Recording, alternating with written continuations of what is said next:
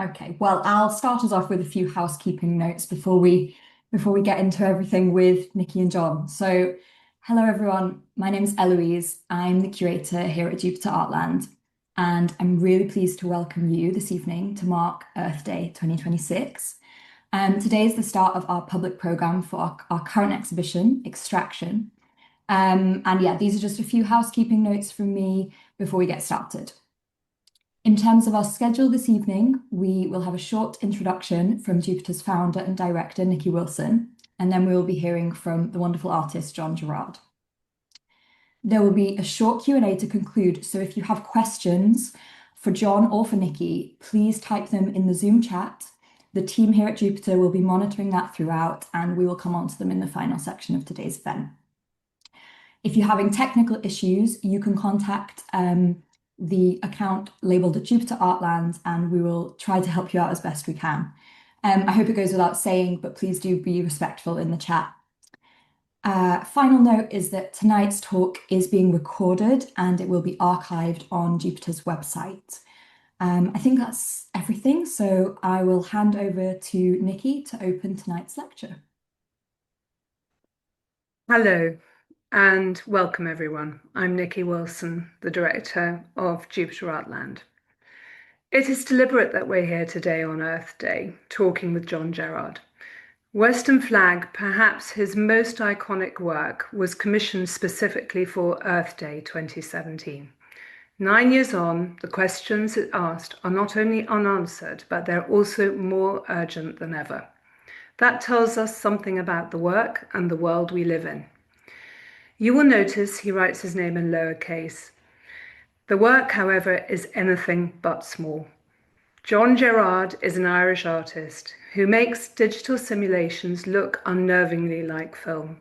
They present quiet, looping, real-time scenes of energy infrastructure, industrial landscapes, and ecological consequence. That makes him the perfect artist for extraction at Jupiter. What it is that he has spent 20 years mapping a cycle: energy found, burned, land stripped, then communities discarded and silenced. The apparatus moves on and the place it leaves behind is expected to be grateful for what it had. Gerrard doesn't let silence stand. He makes the hidden infrastructure visible and he makes you look at what comes after. Here in West Lothian is ground zero. James Paraffin Young extracted oil from shale here in the 1850s, long before Spindletop, before the Gulf and any oil fields discovered. This landscape powered modernity and once produced more than 75 million barrels of oil. Think Kuwait style scale. But then it was left with the bings, the contaminated ground and the hollowed out communities that extraction always leaves in its wake. The cycle Gerrard chronicles, found, used and abandoned, began here. Jupiter Artland made extraction because we think that this story is unfinished. The North Sea is being decommissioned, although there's a conversation around that. The energy transition is underway, and the communities who generated that wealth are still waiting to be part of what comes next. Art cannot fix that, but it can refuse to look away, and John Gerrard has made a career of exactly that refusal. Thank you, John, for joining us today. Please, everybody, welcome John. Thank you, Nikki. It is a pleasure to be here. And it has been a great pleasure to exhibit Flare at Jupiter Artland. I am, as usual, still finishing my lecture, but I'm glad to announce that I have just finished it. So I shall be prepared to present it right now. Okay. So, Louise, could you please just stay on for 1 second because I need your thumbs up when I actually share and everybody can see it and all that stuff. So just 1 second. I'm right here.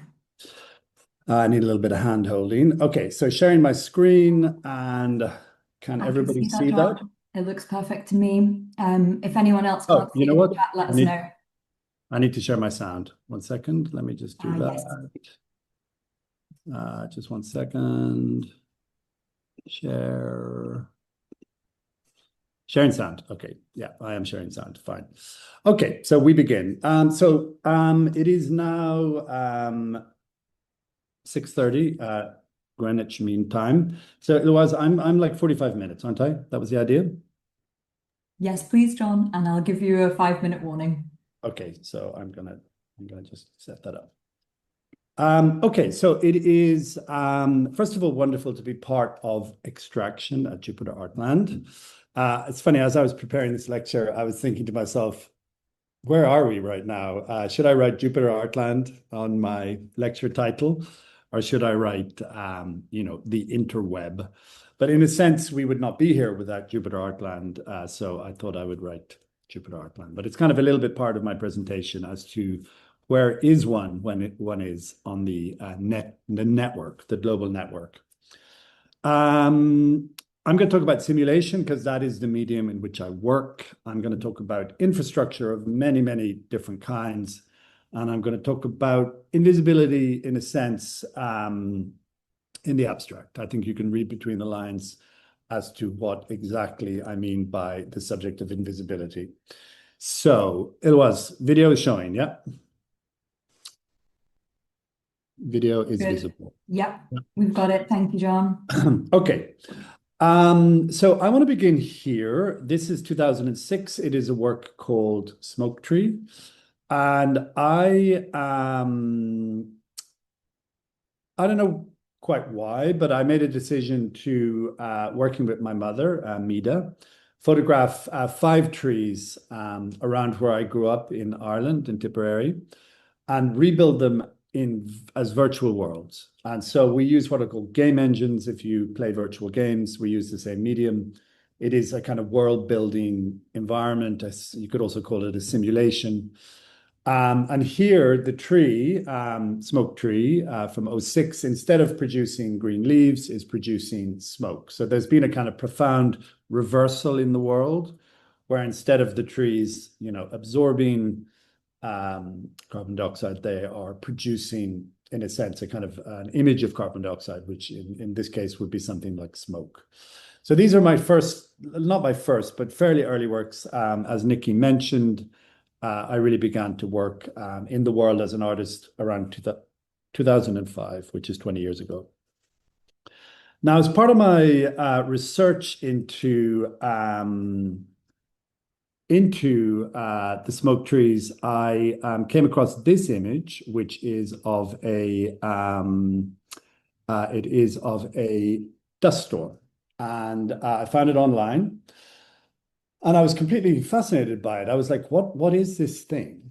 And I actually pursued it back to the University of Texas at Austin, to a Center for American History there. And it's a tiny little photograph. It's only like an inch or two, maybe a couple of inches in width. So I went to Texas and I found the original picture, and then I turned it over and I found this extraordinary phrase written on the back in a person's hand, unknown. Dust storm at Stratford, Texas, April 14th, 1935, 5:45 p.m., lasting 45 minutes. Darkest dark I ever experienced. And so I'm going to talk a little bit about the Dust Bowl in a moment, the American Dust Bowl, because I feel on this day, Earth Day, 2026, that there are and were lessons from the Dust Bowl in America in the 30s, which were not really listened to. And I think we have things to learn from the Dust Bowl even now. So being an artist, I decided I would make an artwork about this, and it was quite a minimal artwork in a way. I rebuilt the scene in Texas outside Dalhart as it is now, and I placed a virtual portrait of the storm upon the landscape as a kind of social sculpture. So this is my game engine based virtual portrait of the scene. On it is a virtual portrait of the dust storm from 1935. And this is actually not ironically, but this is interestingly one of the flattest places on Earth. These scenes in Texas look just like this. And I'm going to come back to the whole situation in those, like why, yeah, a very particular story, a modern story unfolded in this environment, and it produced these dust storms, which I'm going to talk about in some detail shortly. So that work was exhibited. My first kind of, in a way, breakout as a young artist was to show in a very esteemed gallery in New York, Marion Goodman in 2007. So this is a beautiful show called Equal That Is to the Real Itself, curated by Linda Norden. And I showed my dust storm there in 2007. And at the opening of the Marion Goodman show, I met the director of the Judd Foundation, and she said, you really need to get to Marfa. Like, if you're interested in dust storms and Texas, you got to get to Marfa, where the Judd Foundation is, with these sort of extraordinary serial works by the American minimalist Donald Judd.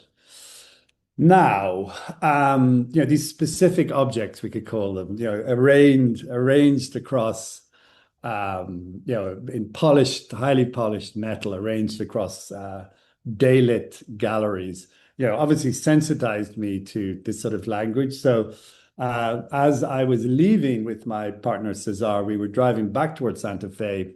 And in the distance, I started to notice these very strange looking structures. And so what these are called grow finish units, which is this sort of very practical phrase. And in each one of these sheds is somewhere around 1,000 pigs.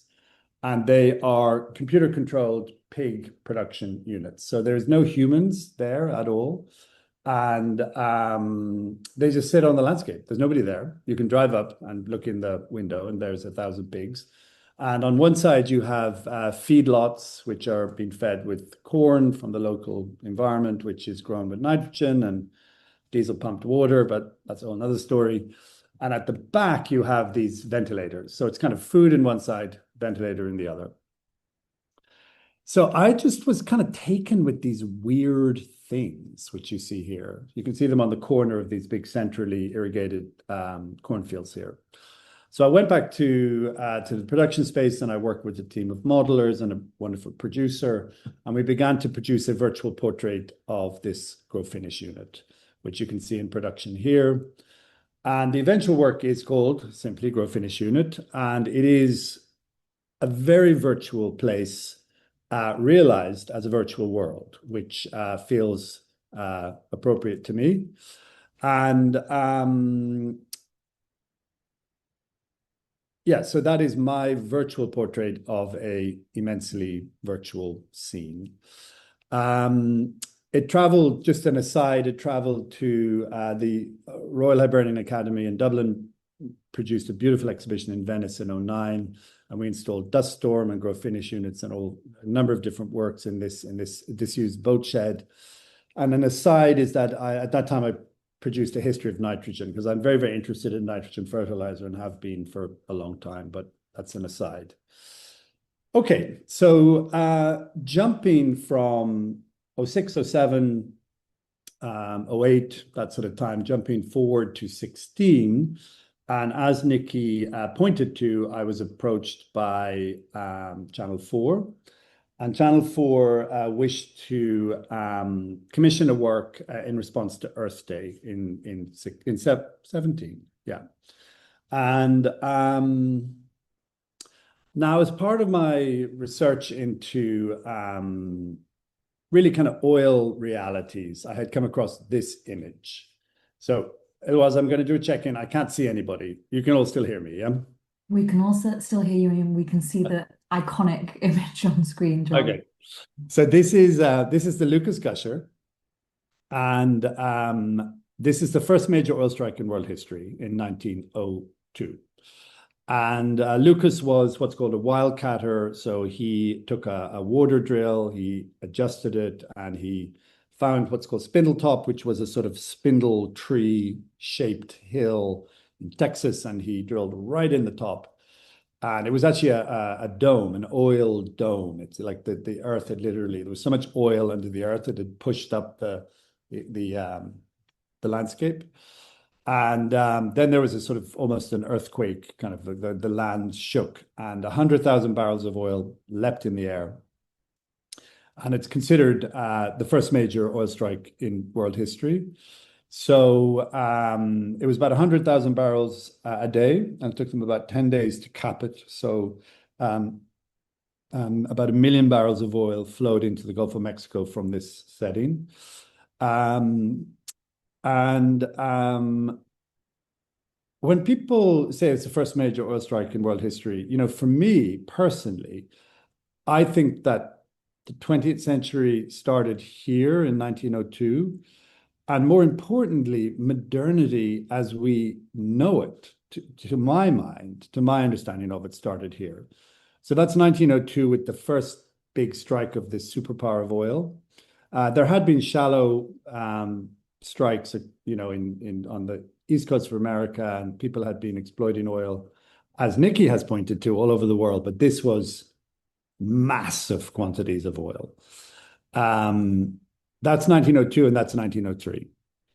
So the American century begins, the oil age begins, the modern age begins. And, I've made this point quite a few times, but people know a lot about the history of war, but they don't know very much about the history of energy. And that is a weird blind spot educationally, to my mind. I think people should learn more about histories of energy.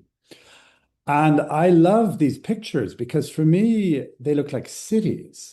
They look a bit like, the great modern cities that kicked in when super energy emerged, and that's continuing to unfold apace. I mean, look at somewhere like Dubai, which is an, energy rich city, for the time being, or was. The New Yorks earlier in the 20th century, et cetera, Chicago's, these feel a bit like cities to me.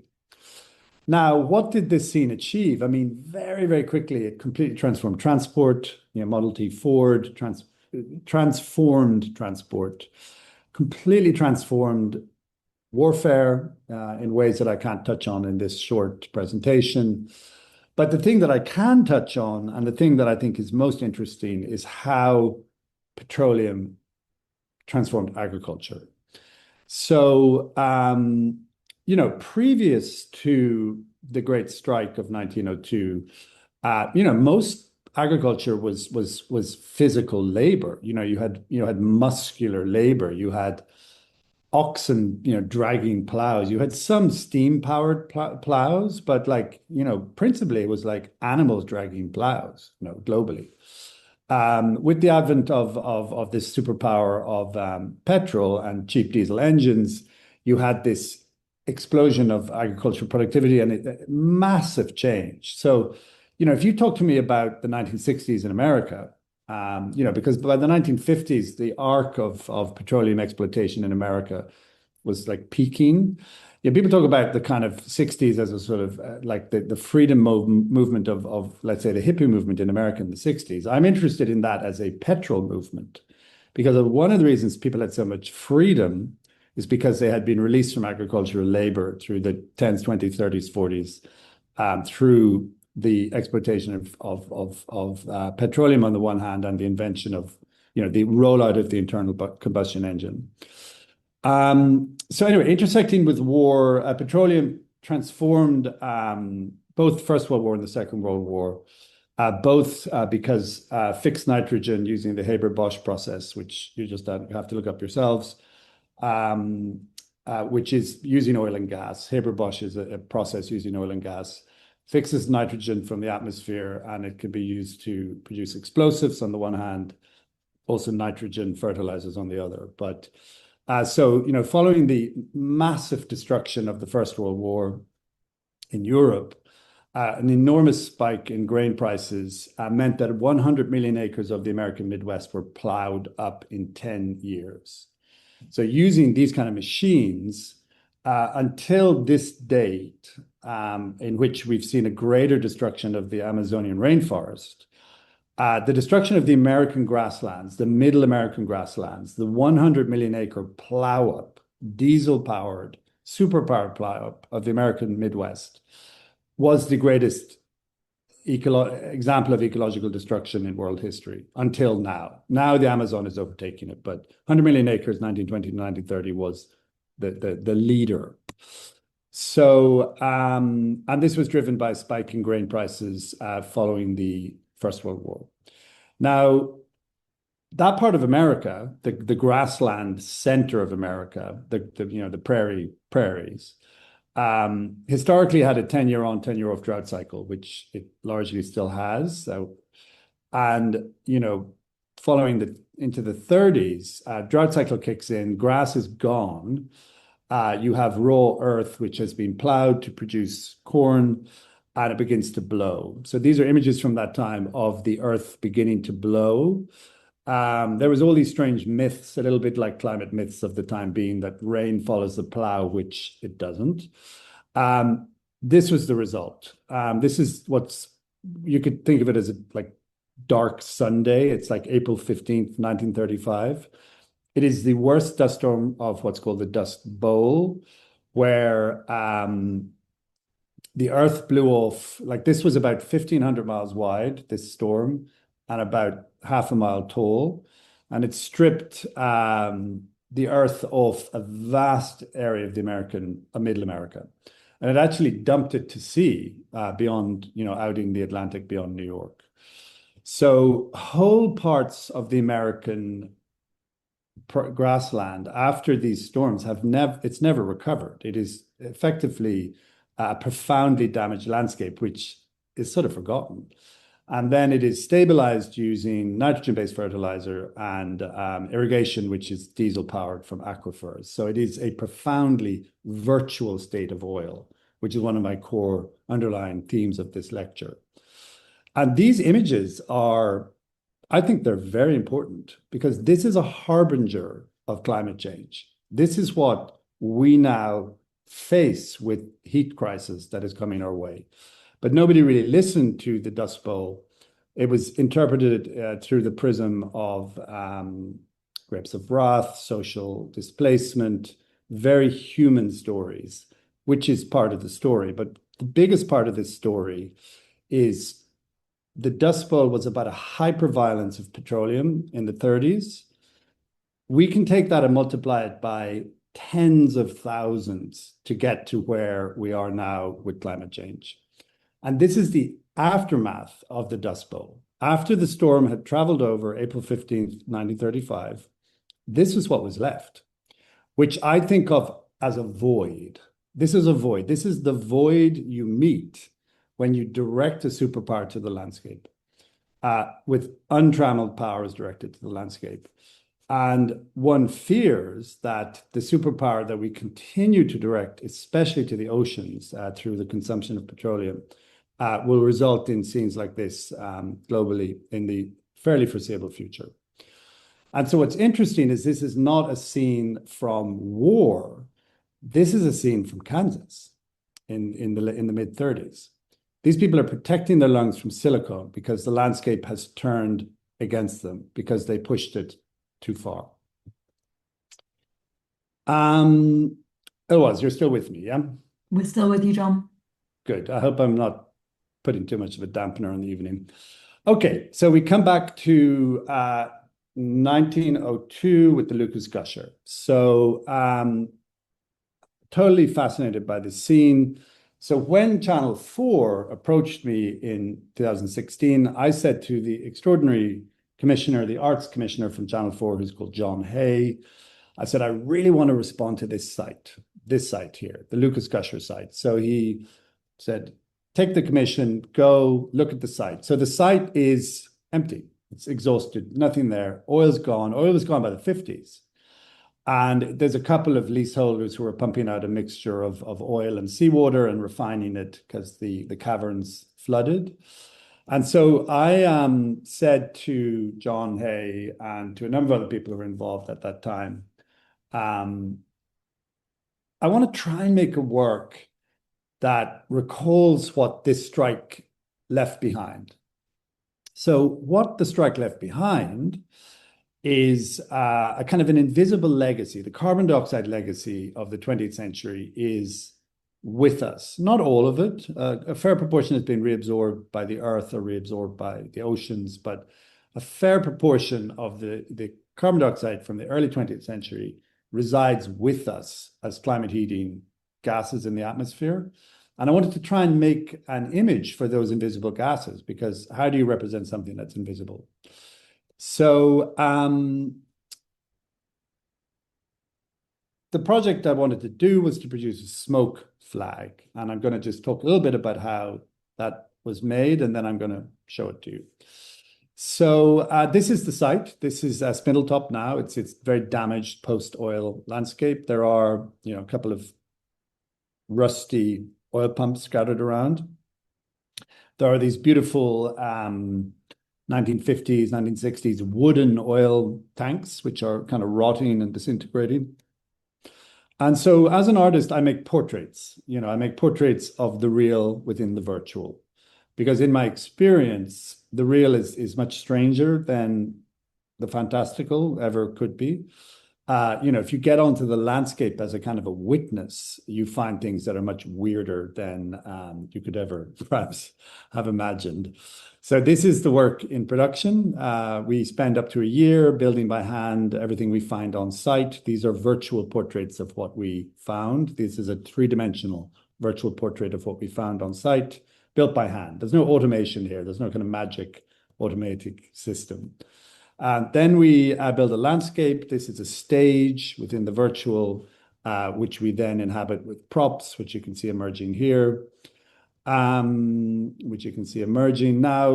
wanted to make a flag of smoke, but to make a flag of smoke, you need what I would call a volumetric smoke system. So here we are using existing published research to build a volumetric smoke sim where hot gas is traveling through air. So just to understand, when you're working within simulation, you're modeling the real. You're not recording the real. It's a model of the real realized within a computer program, basically.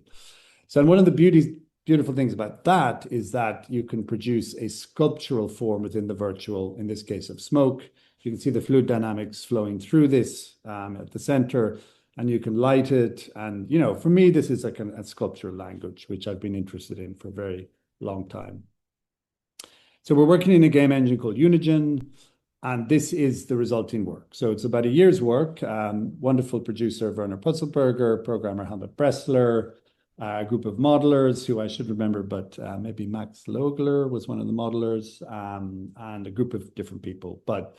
So this is a flag of smoke, which I called Western flag, in a sense about the sort of, let's say, the kind of endeavors and campaigns of the global north in the 20th century, particularly, are, the leading role that America particularly played in the rollout of petro realities globally. And so I suppose the underlying subject here is that climate change is very real. It may be an invisible gas, carbon dioxide and methane and such things, but it has the potential to disrupt life in many, many different ways. And it also has the potential to destabilize the nation state. So this is a flag-like form for that reason. So now it was Channel 4, so it is television. And I proposed that it would be a television intervention, which means that it would cut into TV 3 or 4 times an hour across Earth Day 2017. So I have a few artistic moments in my life, which I'm proud of. And this is definitely one of them, where this is a home decorating show. And many millions of people across the UK are watching their favorite home decorating show. And then something happens. I'll just show you. Back in North Devon, Emily, her builder Dave and his team have been busy stripping out the kitchen, including the ceiling. The traditional lath and plaster. So no announcement, just a break in the flow of is pleasure. One period feature that just hasn't stood the test of time. This is the stuff that I'm really frightened of. Meanwhile, I've been busy digging. Unfortunately, Ofcom forced us to hashtag it because they thought there might be kind of a mass panic, sort of, invasion of the world kind of thing. So we had to do that. But anyway, during the news, during the advertising breaks, during home decorating shows, there was just this hard break to Western flag across TV, which was great. Then we also put it up in Somerset House for a week, which was beautiful. And we also live streamed it to YouTube for a month. So a day on TV, a week in Somerset House, and a month on YouTube. And the month on YouTube was the most significant thing because people sampled it from YouTube. This is 2017, as Trump did his worst, like rampaging around, pulling out of Paris Climate Accords, which I think had already happened or was just happening. People began to post Western flag as basically as a protest meme. And it took on this kind of iconic presence as a kind of protest in a way, sign, and a sign in that kind of semantic sense. But it sort of shed me. So like I wasn't attached to it. It sort of moved into the world without me, which I actually was fascinated by, that it would sort of like travel around and become well known on its own merits. So it also lives in the world as LED walls, light emitting diode walls. This is in Somerset House, not Somerset House, this is Desert X outside Palm Springs in California. And, so the Western flag came to the west of America. And what's beautiful about a site like this is it's just off the highway between LA and Palm Springs. Palm Springs, like embodiment of American modernism. And like these families would just pull off the road, park their cars and walk into the desert to kind of be like, what is this thing? And what's nice is that the real and the unreal rub up against each other in these environments. There's no frame around the LED walls, so the real and the unreal rub up together. So TBA 21, Thyssen-Bornemisza, Art of the 21st Century, founded by Francesca Thyssen-Bornemisza, owns one of the edition of the work, just to for transparency, as an artist, one must sell your work. So I have Western flags in the edition of 4, and Francesca, who's a wonderful friend and collector, owns one, and her father, Thyssen-Bornemisza, gave the family collection to the nation of Spain, and in Madrid at their museum, at the museum. Francesca put up her Western flag during Climate Change Conference in 2019. So this is COP25. And as you can see, it's software, so it's flexible. You can install it in different ways. Now here in front of this work, I met this extraordinary person, Uli Lossi, and I would just like to acknowledge that Lucy died not so long ago, very unexpectedly.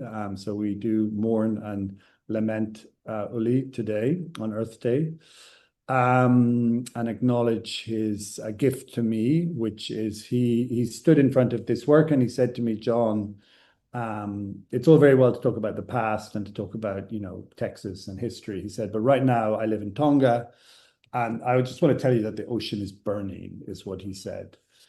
So that was in 19, and I went away and I sort of thought about this, he was this beautiful person, Uli, and he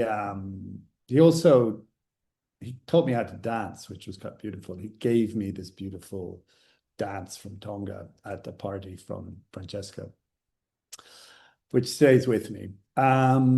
So I went away and I said, like, what am I going to do with this gift from Uli? Like, this idea that the ocean is burning. So I thought about this idea of a flare. This is a gas flare, from an oil field, a gas flare from an oil, platform. But also a flare is a distress signal. If I'm lost at sea, I can release a flare and I can ask for help. And so I wrote to Uli in Tonga and I said, Uli, I have an idea. Could you possibly photograph your ancestral ocean? And he said he would. And he took these beautiful, beautiful pictures with some of his community of his ancestral ocean, his indigenous ocean in Tonga, which are these pictures. And the work became Flare Oceania, which is so beautifully installed at Jupiter, Artland. And it is what I describe as an alarm for the burning present. So it is a flag which is about the now, the hot now. So it is flag-like, but it's also flare-like. And it is an alarm flare, literally. It's an alarm for the burning ocean. And making it once again with this beautiful team, Werner Potzelberger and Helmut Bressler, and here you see it in different times of the day, different seasons, because these are annual solar simulations. It traveled to University of Glasgow at COP26, which was 2021. A beautiful group of people facilitated that, and thank you to those people. And very beautifully, Uli, the British Council brought Uli from Tonga, or they contributed to Uli coming from Tonga, along with his community, to be with the work at this presentation at the Climate Change Conference from the UN. And he performed this very beautiful dance in a way where he really just said the word no. You know, it was like wearing this very regal bark clothing. And I was very touched by this performance that he produced at that time, or he performed at that time. Which leads me to the Bings, which are these sort of extraordinary remnants of industry, as Nikki talked about, in this part of Scotland. And they are bizarre, sort of almost, they feel a bit like land art, but they're not. They are the remnants of paraffin production. As Nikki said, this part of Scotland was the world leader of paraffin production. So, legacies all around in a sense, and legacies of carbon dioxide, legacies of heat, and in this case, legacies of mining, waste mining, the kind of like the waste material of the mining and crushing of rock to make paraffin. And Flare, in direct dialogue with the Bings, is beautifully installed at Jupiter Artland, which is if you've not been there, Jupiter Artland is an absolutely beautiful landscape, about 40 minutes from Edinburgh in Scotland. And it is Robert Wilson and Nikki Wilson, particularly Nikki Wilson and Robert Wilson, have founded an art landscape there with about 20 beautiful, maybe more than 20, actually. I don't even know the number, but incredible installations from artists from all over the world. Maybe Nikki might talk a little bit about Jupiter Artland right at the end, because we may have a global audience who may not know all about it. But Andy Goldsworthy and like extraordinary works, Tracy Eamon, and installed in the landscape, which is amazing. So this I'm very proud of. This is my first major billboard in Edinburgh. I want more billboards, just announcing to all future exhibitors, I'm not doing a show unless I get a billboard. So Extraction and Flare. And at Jupiter Artland is the main house in the middle of the landscape. And this is this beautiful, very fascinating contemporary ballroom with an extraordinary ceiling telling many stories, ecological and mythological. And Flare sits here in dialogue with a beautiful work by John Latham and a beautiful petrol can from the early 20th century. So this is the work installed at Jupiter Artland. So I'm coming to the end. I have about 15 minutes left of my lecture. I'm at 30 minutes. So this is the last of the flags. Western flag is the first. It is the past. The second is Flare, which is the present. And this is, in a sense, a flag for the future. So it begins here, begins in Nevada. It actually begins with a conversation with the musician Bono, but we'll leave that aside. This is a site with a lot of wealth, a wealth of sunlight, let's just say. And I wanted to end the triptych of flags with a work which, in a sense, was about hope. So this is a flag which is made from water vapor. And it is, I consider it to be a flag for a shared atmosphere, a common atmosphere. So, obviously, water vapor is a sustainable material produced by, production of electricity, often sustainably. And, this is a flag for an atmosphere that has no borders. On the ground, we have political borders. In the atmosphere, there are no borders. And it's also a flag for, there's no colors in this flag. There's no hard borders or colors in this flag. So it's a sort of, actually, its original title was Surrender, and then I thought that was too passive. So standard is a double word because it is both a value, what are your standards, but a standard can also be a type of a flag, raise the standard, which is a sort of a flag. So it's a play on language. As I said, it is a flag for a shared atmosphere and for a future generation that they may receive a cooler world than what we are producing now. And as I said, this is an annual solar work. So the sun goes down on this world, and it's a 365-day annual solar simulation. So night falls, et cetera, et cetera. So Standard was commissioned by a wonderful person and friend, Catherine Walsh, and it was installed very beautifully in the show Dear Earth at the Hayward in London in 2023, and then traveled on to various different places. But this is Standard in London in 2023. Okay, so my last little bit is going to actually go back to the grow finish units. Pig production units on the American landscape, which are, very strangely virtual.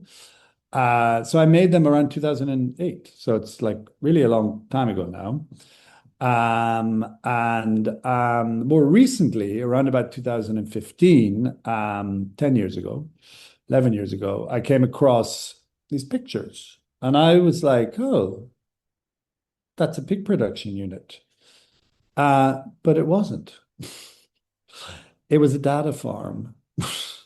So, as this title of this lecture is about infrastructure and about visibility and about power, I wanted to end up talking about my piece, which is called Farm. So we have these weird pig production units where you've got food in one side and ventilation at the other, and in the middle you have all these pigs. Well, these environments, you have diesel generators on one side, which is the food, and you've got enormous air conditioners on the other side, which is the cool.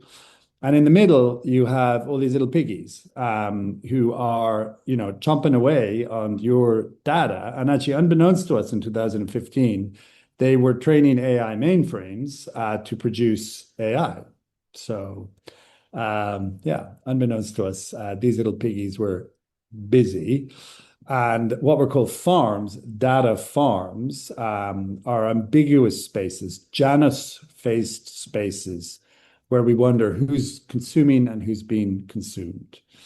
So I was fascinated by this place. And so I wrote to the Google company in 2015, and I said, I am like so fascinated by your data farm, and I want to come and see it. And they said, you can go fuck right off. Sorry, I have to curse a little bit. They were like, no. So we called up the local police in Oklahoma, and we said, we're nerds. We're fascinated by the farm. And the police said, well, sir, all we can say to you is the air is free. So we hired a helicopter, and we took 5,000 pictures from the air of the farm. And then we spent a year building a properly, and actually Max Logler did do this, insane hand-built portrait, the most detailed hand-built portrait of a farm you could ever imagine, ever. And it became really quite a beautiful work, which is called Farm, Pryor Creek, Oklahoma, from 2015. And it is a simulation of a very hungry beast And there was only 6 globally at this time. Google only had 6. Like data farms have exponentially exploded since this time. And in Ireland, particularly where I'm from, I'm Irish, they're starting to head towards taking 1/4 of the energy profile of the whole country. Seriously. Now, but who am I? Because guess where we are right now? We're in this fucking building. I'm in this building. I'm talking to you through this building. So this is a weird neural shift where, we can criticize this building, but this is where we are right now. So I don't know, chew on that. And with that, I'm going to end with the complexity of ancient sunlight. Let's not forget, petroleum is ancient sunlight held upon the earth. The superpower of ancient sunlight, which you see here, being released in this ambiguous poetic form of flare, being presented to us through this site of incredible power, these farms as they're known, which again is a very weird double piece of language. And I think on Earth Day, perhaps that's a place to begin our questions, is where are we and how do we even begin to talk about the strangeness of all these moments? So with that, I'm going to stop sharing and come back to you guys. Oops. John, thank you so much for that. We are going to chew on it. You've given us plenty to chew on there. I mean, it is a remarkable body of work. Eloise is going to go ahead and start looking at questions, and I encourage everybody to put in questions. I'm sure there's nothing that you wouldn't. All these kisses and claps and kisses hearts. and claps, which you so thoroughly deserve. I really do want to thank you for being part of Extraction.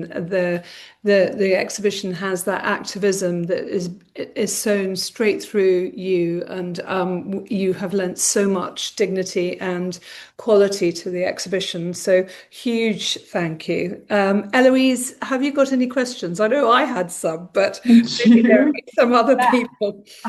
We have a pig. I love the piggy. Somebody release the pig. I'm going to look for emojis too. I think that what John was saying about reflecting on Earth Day, especially because Western Flag was a commission for Earth Day, 9 years ago? I think maybe that's a nice place to start and think about, is it 9 since 27? Did it premiere in Earth Day 2017, John? 17. So yeah. I think an important question to start with is to think about what has changed since then. Are the questions that we're asking, the urgent questions that you were posing really through that work, are they the same? Have things shifted? Things have got much worse. I mean, things have got worse. I mean, the unnameable one in Washington, D.C. is stripping sustainable energy out of America.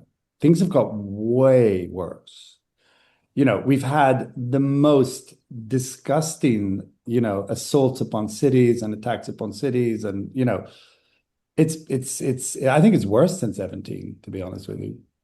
Mm-hmm. I think it's more, I mean, in a weird way, like Flare is probably a better work for now, than Western Flag was.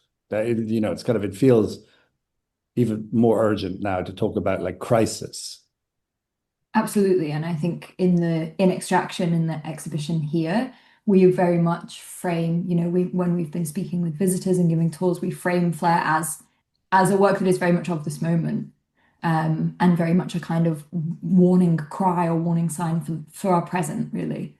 Can you say a little bit, John, maybe about why it is that you return to the flag as a symbol? I think it's very charged, and I think you touched on it a little bit and also touched upon the idea that your version of the flag became also kind of charged with its own symbolic meaning and kind of becoming a meme. Well, I mean, I would say, is the flag a symbol or is it a sign? in that sort of like semantic sense. These are ambiguous flags, and they're also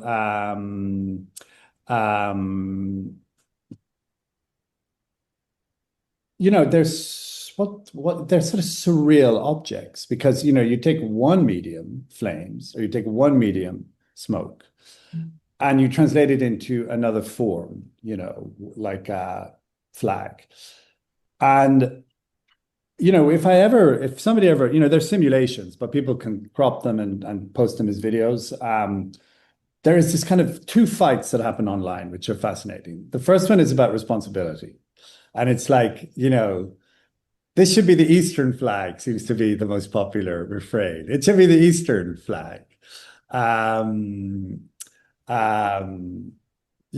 the East has released more carbon dioxide than the West, which is not true, actually. It's hard to beat America on the release of carbon dioxide. But and then the other discussion is how could you make such a disgusting, polluting object as an artist? Because people cannot fathom that they're not real, which is, what I have fought for is to produce slippery things that kind of oscillate between the real and the unreal. Like if I dedicate a year to each work to try and navigate them into a space where people feel uncomfortable because they cannot locate them. They're like, is it real or is it unreal? So there's these great debates like how could you make a flag that's spewing smoke about ecology? So so I suppose in response, like on the one hand, I think of these as signs more than symbols in a funny way, but we could debate that. And secondly, like then there's these strange responses from the public about like who's responsible and what they are, which is really, I think, good. Agreed. I think it's just that process is just very intriguing to me. I think, I'm going to reflect on this a lot more. I have two questions in the chat which are sort of asking the same thing, or are asking similar things about simulations, which I think kind of leads us nicely on. Specifically about the farm work, John. Yeah. What do we learn from building simulations of sites like these? Do we learn something about simulation itself? And then similarly, someone else has asked about this connection that you've just touched upon actually between virtual worlds, game worlds, and kind of sort of what the relation is between those, whether there's tension there. Between what? So what and what? Tension between what and what? Connection or tension between virtual worlds presented in your work, game worlds, and the real, I suppose. Okay, to answer the question, I probably have to kind of really talk about the distinction between media, in a sense, and data in a funny way. So, the 20th century is very much informed by the photograph, first of all, and then the photograph is strung together to make a cinematic second, kind of, a timeline. And it's like action, it's like left to right, like, the director in cinema goes action, and he records that action and it becomes a film. That is media, and that is 20th century. Now, where I'm coming from is actually principally rooted in wargaming. Like I work in a war gaming technology. Like if you really look closely at game engines, they're coming out of battlefield simulations, they're coming out of flight simulations. They're coming out of these kind of like augmentations and layering of the real, where somebody's kind of running across a landscape. They've got overlays and they're kind of intersecting between the real and the unreal as part of wargaming, and actually as part of war, full stop. So, but it's data driven. It's about the I would call it data in transit is almost a way to describe it. So,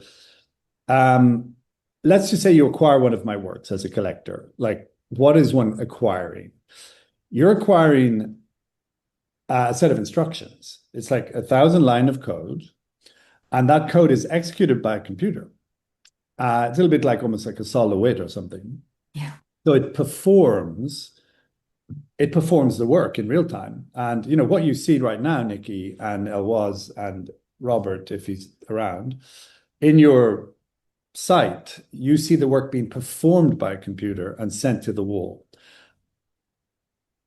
and then discarded instantly. It's like 60, 70 frames a second, which are kind of like produced, shown, and discarded immediately. So there's just something about the sort of data in transit, about information in transit, which is kind of at the core of this medium, and what gives it dynamism, number one, and what makes it very contemporary, number two. And I would say one of the great tragedies of the contemporary art school is how it is disconnected from computer science. Like that, for me, that saddens me greatly, because there is enormous potential in the engine to respond to contemporary conditions. And yeah, I'm diverging. Somebody mentioned Bono. They want more detail on Bono. I think it's interesting also thinking about, our show on site here, that this link with like conceptual art, because in the gallery, Gerrard's work is presented opposite John Latham's work, which isn't actually an instructional piece, but John Latham also worked directly with the beings surrounding Jupiter, and in that mode of kind of art potentially as instruction rather than as object. So kind of interesting to see those connections borne out in the gallery. Well, I mean, my background, for anybody who's wondering on the call, my first undergraduate was a BFA in sculpture in a beautiful little art school embedded in Oxford University called the Ruskin. So I spent 3 years there, and I was kicked around by Stuart Morgan and, amazing, critics and thinkers. And it was a wonderful art experience. So BFA sculpture, and then MFA art and technology, but then also MSc computer science. So I did that sort of arc. But, just if I was to describe my arc academically, my undergraduate thesis was on Marcel Duchamp, and my postgraduate thesis was on sameness and doubling between the work of Ronnie Horn and Felix Gonzalez Torres. So, I am that is where I reside, in that sense of lament and grief and concept, like filling those kind of vessels of minimalism, in a sense, with like feeling, like the kind of Judd vessel, filling it with feeling. And in that history of both Gonzalez Torres and Ronnie Horn, in a sense. I think you see those references borne out in the work, actually, in a very subtle way. But I think they're there. Nikki, would you like to ask John your question about climate denial? A spicy note to end on. I think it's probably wraps up a few. We're at time. We're slightly at time, but just one quick question. What do you think about climate denial? And from Sheila Atkinson, she was asking about, energy companies equal profit, and how does society try to reorder itself to rethink it? Now, this is a huge question, but if we can leave on some activism, which is where I think extraction sits in our situation. So, I mean, if we're going to talk about climate denial, we have to talk about big oil. And we have to talk about what big oil has achieved in the last, let's just say 25 years, which is a profound distortion of public discourse. We just have to be absolutely explicit about that. I would take climate denial a little bit away from the individual and pin it on big industry and industrial manipulation of wider consciousness, in a sense. Number one. Number two, climate denial resides firmly in the legislative sphere. We have the potential to transition towards more sustainable energy sources, and we have had them for quite some time, and it is absolutely working. It's just a question of political will, legislative will, and also dealing with lobbyists and all these kind of manipulations from particularly energy industries. If you go to a UN climate change environment, you have like vast numbers of industry lobbyists in those environments, and I'm not even sure why they're there. Even though they always say that oil has to be part of the future energy mix and all this stuff. But so I personally, the metaphor I would use is there are methane leaks in the world, which are producing millions of tons of climate heating gases. Capping even one of those methane leaks is enormously transformative. So I just want to shift from the individual to much, much, much, much bigger conversations. Thank you, John. I'm going to refrain from asking you about how you know Bono, but what I am He going to say, called me. he called you He said, today. no, he said, John, it's Bono. And he wanted to show Western flag in his concert. And I said, no. So then I made him standard as a special present. That's a good present. Thank you for letting us know about that. My job at the end of the day is to thank you very much for taking time to talk to this huge audience, and also to encourage everybody to join us on our public programme. We've got an awful lot on, and this is only the beginning of the questioning. Scotland in particular is at a cusp of elections where energy and power are right at the centre of it. And with our fuel poverty at the huge level it is, we need to be asking these difficult questions, especially today. So thank you, John, for your time. We all love you at Jupiter. And thank you very much. And bye-bye, everybody. Thank you so much. Bye bye. Bye bye.